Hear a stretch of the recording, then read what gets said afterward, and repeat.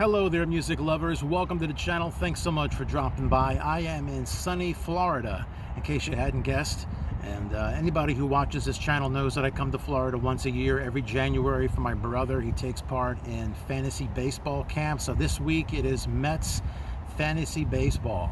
And I tell you what, in looking at the headlines from this week, I even wonder if I'm in some kind of bigger fantasy land. We have the Rock and Roll Hall of Fame just announced their inductees for 2020. I'll be talking about that. And just as I was leaving for this trip, the shocking news that Neil Peart of Rush passed away. And this is huge. I mean, this was such a loss. I mean, this is a guy that, you know, I got into Rush when I was 16 years old. I'm 50 now. Neil's been a part of my life, much more than a drummer. So I'll be doing an entire video about Neil. That'll be coming up, and I'll talk a little bit more about him towards the end of this video. All right, so let's talk about the Rock and Roll Hall of Fame. They just announced their class of 2020. Okay, and some of this stuff is not very shocking. Some of this is pretty much in keeping with what the Rock and Roll Hall of Fame has been doing lately, which has been watering down rock and roll so that we can bring in pop music and rap. And so let's just go through these artists here. The first one, 9 Inch Nails. Okay, now I would have never guessed that 9 Inch Nails would ever get into the Hall of Fame. Even under the old rules, I just never saw them as a rock and roll band. They're a more industrial type band. But this is what Trent Reznor had to say. Really interesting quote here. To me, it's the spirit of rock and roll. That doesn't mean it has to be guitar, bass, drums. It can be a turntable, a computer, a synthesizer, sequencer. And actually, I think that the Rock and Roll Hall of Fame echoes what Trent Reznor is saying here. You know, I think that they believe in the spirit of rock and roll. It's the spirit, dude. Like, let's pass the fucking joint around, man. It's the spirit, whatever the spirit embodies, dude. That's what rock and roll is. You know, when I say fuck that bullshit. Why is rock and roll the whore of the music industry? You know, if there was a rap Hall of Fame, they would be shitting fucking bricks if we tried to put Led Zeppelin in there or Bon Jovi. They'd be like, get the fuck out of here with that shit. But no, the Rock and Roll Hall of Fame, no, that can be anything. It doesn't have to be rock and roll, because that's an attitude and it's not so much a genre. And what the real thing is here is that we have an organization that runs this thing, and they've decided that they need to put on a good show. You know, this is going to be broadcast live in early May on HBO.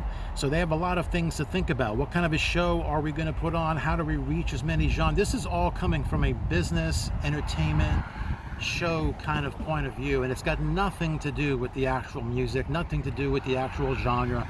Rock and roll has been fucking whored out. And that's what's going on here. Let me know what you think about this.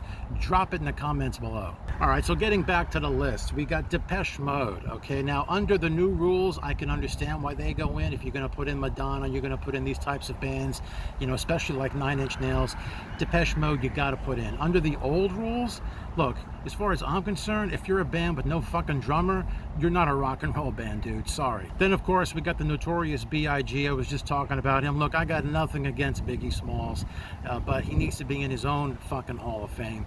But as I said, the Rock and Roll Hall of Fame, when you whore yourself out, you let anything in. And then we get Whitney Houston. And of course, under the new rules, you got to put someone like her in. If you're going to put in Madonna and Janet Jackson, Whitney fits into that mold. But it's just a shame that she's taking up a spot that could have been given to Pat Benatar.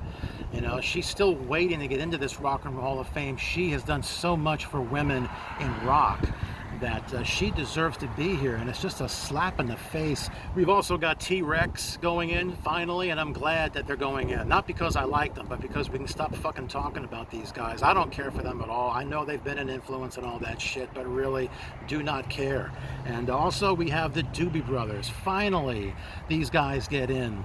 And it's like, if the Hall of Fame doesn't leave you out, then it's almost like a slap in the face when you finally do get in. It's like, yeah, you know, the Doobies, we kind of letting you hang in there for, what, 20 years, and now we're going to put you in with Biggie Smalls. It's like, what the fuck is going on here? That's what I'm saying. I feel like I'm in fantasy land. Those are the picks for the Hall of Fame. I got most of them right. I got 4 of them right. I picked Soundgarden. They didn't go in. That's a shame. And Pat Benatar, of course, that is a total oversight there. And Judas Priest, I thought, you know, maybe they'll put some metal in there.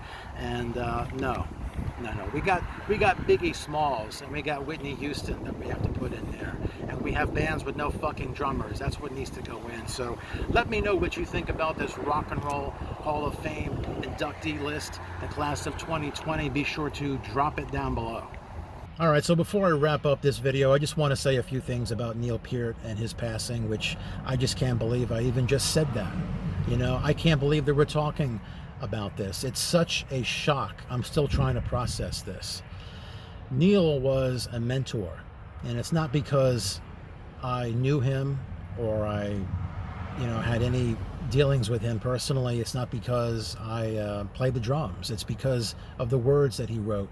It's because of the way that he lived his life and the way that he approached life. There's so much to learn there. He was a great example growing up. You know, your parents worry about the friends that you have and all this stuff and the kind of music that you're listening to. And I can tell you right now that Rush was a good influence on me growing up. And I have to thank Neil for that.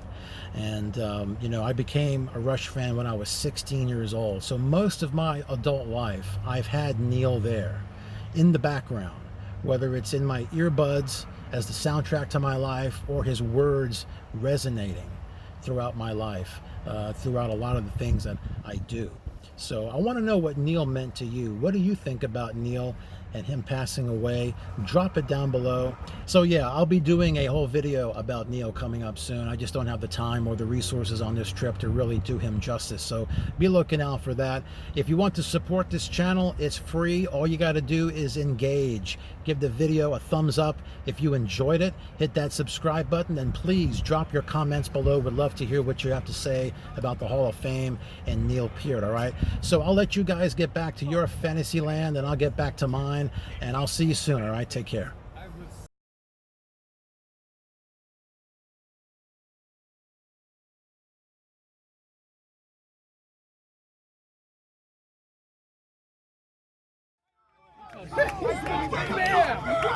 Stop the play.